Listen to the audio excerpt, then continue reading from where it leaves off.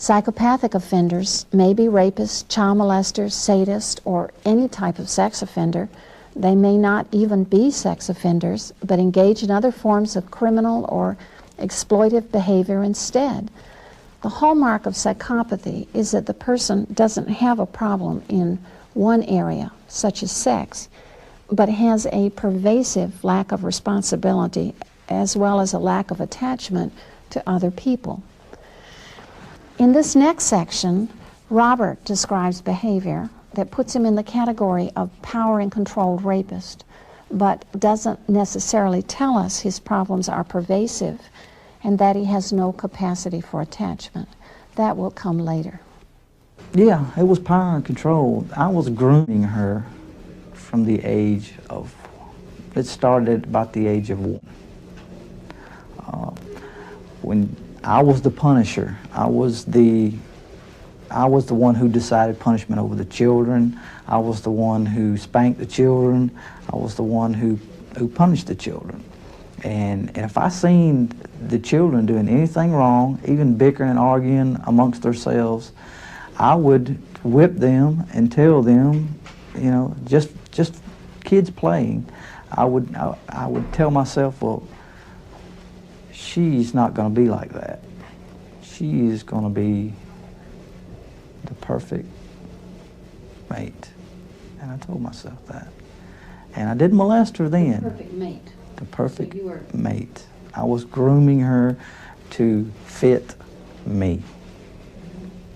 To fit me. And at what age?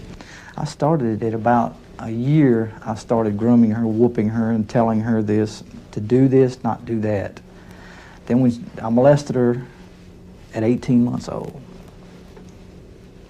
And I thought to myself, I said, well, this is going to be easy. This is going to be easy. I'm going to have my own child, my own stepdaughter, which is really not blood related to me. And I'm telling myself these things, it's not blood related to me. When she grows up to be 14, 15 years old, I will have the perfect sexual mate for sexual purposes. Anything else didn't matter. It was sex. That was it. I didn't care about, really, honestly, I didn't love the child. I wanted the child for my own purposes. I was the one potty training her. Okay? My wife let me potty train her. I potty trained her. And at first when I was potty training her, I gave her a break. Every now and then she could use the bathroom in her pants. But I was setting her on that stool for sometimes hours at a time, telling her to use the bathroom there. She started doing it. She started using the potty, and then all of a sudden I've been doing this for about 3 or 4 months, and she got good at it, and then all of a sudden she would use the bathroom in her pants, and I would tear her hide up. I would actually put bruises on her butt by spanking her by using the bathroom in her pants. How'd you get a little kid to sit on the potty for hours? That's an awful long time. Yell and scream, tell her you're going to use that potty, and you ain't going to get off that potty till you use that potty. Have you used the potty yet? No. You're going to sit there until you use it. And as I look back, I was done that way, the same way she was done. How was you justified in your head? How was I justified in my head? She's going to do what I want her to do, and that's it. She's going to use the bathroom. She's going to, let's say that I told her that Daddy loves her, and Daddy's going to take care of her, and Daddy's going to give her anything she wants as long as she does what Daddy tells her. I got married at 19, and I kind of like refrained from, or tried to refrain from sexually acting out with any other ladies besides her, because I knew that AIDS was coming out, and I knew that diseases were very frequent. And I started thinking to myself that if I stick with this one girl and just groom her, one woman, I would groom her and get her to do what I wanted her to do. And eventually she did. She done what I asked her to do. It was no problem. It was a little at a time, and I done it. And I manipulated her and coerced her. Manipulation, coercion, violent behaviors, striking her, get her so drunk she'd pass out, and I'd do what I want to with her. I'd force myself upon her when she was passed out and did what I pleased. And sexual behavior got real out of whack. Yeah, I made her force objects into her vagina. I made her, forced her into watching pornographic material and stating that I wanted to do that certain thing to her. I wanted to have sex with her constantly. This was every day, 3 or 4 times. I would get it, want it as many times in the day as I could get it. And I have got it up to 6 times in one day. And still, I did not have enough. I wanted more. It was like a fix. I wanted it. And I did anything I could to get it. And how many victims did you have total? I have a total of 24 now. And I'm looking to see if I have any more. And were these, you said these were all kids except 2? No. Oh, yeah, well, they were under the age of 18. Most of my victims were the age of 11 to 16. And how did you get control of them? Was it through force and control and violence? It was manipulate. No, it wasn't violence. It was more like manipulation. It was coercion. It was like, I'll buy you this. I'll give you that. You know, and treating them like a person, but they were just objects.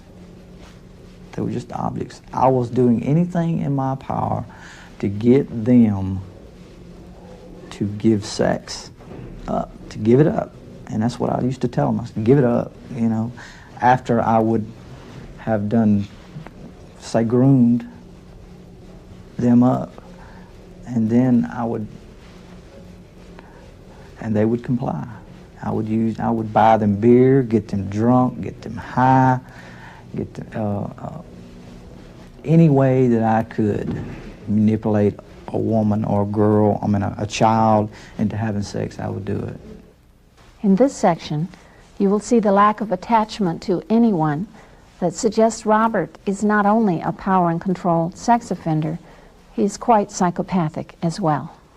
The best way to fool people is to help them, is to ask what they want, ask what they need. Do they need any help doing anything? Do they need any money, or do they need their car fixed? Do they need the grass cut? Do they need their children looked out for?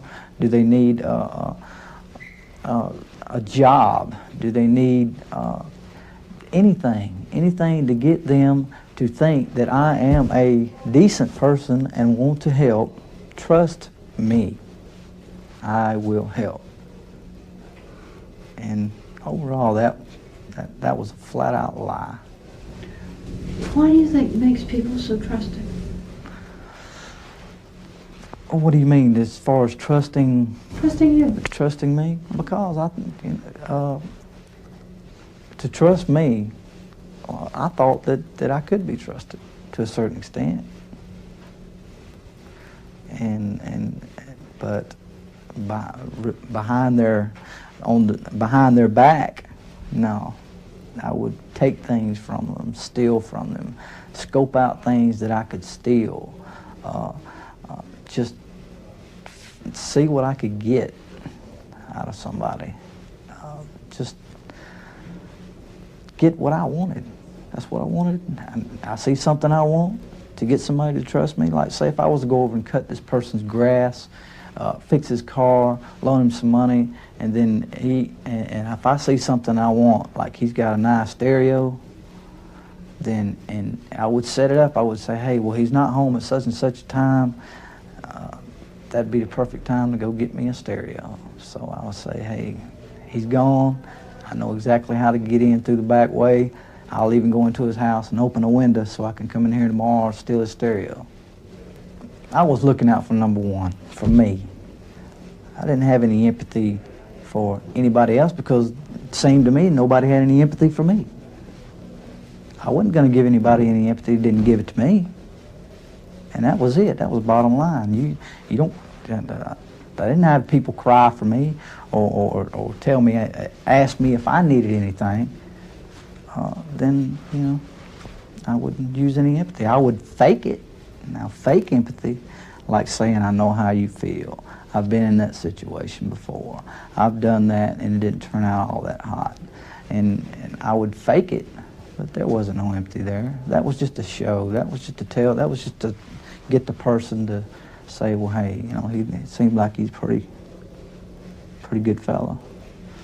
And, you know, that was manipulation all the way.